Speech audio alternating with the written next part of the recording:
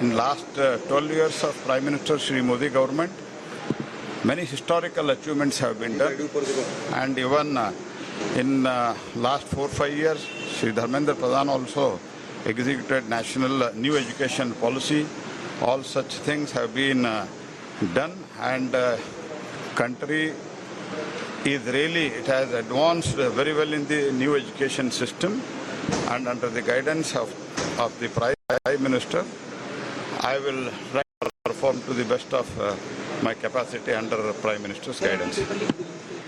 இந்தியாவின் புதிய கல்வி அமைச்சராக பொறுப்பேற்க இருக்கிறார் பிரகலாத் ஜோஷி.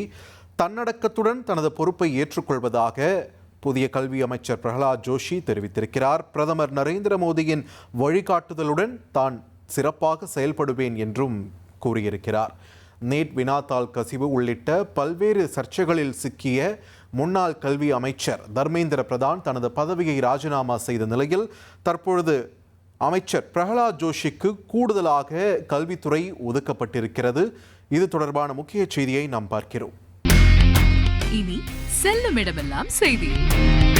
தந்தி டிவியின் வாட்ஸ்அப் சேனலை ஃபாலோ பண்ணினா செல்ல இருக்கும் இடமெல்லாம் செய்தி. இதோ QR கோட் இப்பவே ஸ்கேன் பண்ணுங்க, ஃபாலோ பண்ணுங்க.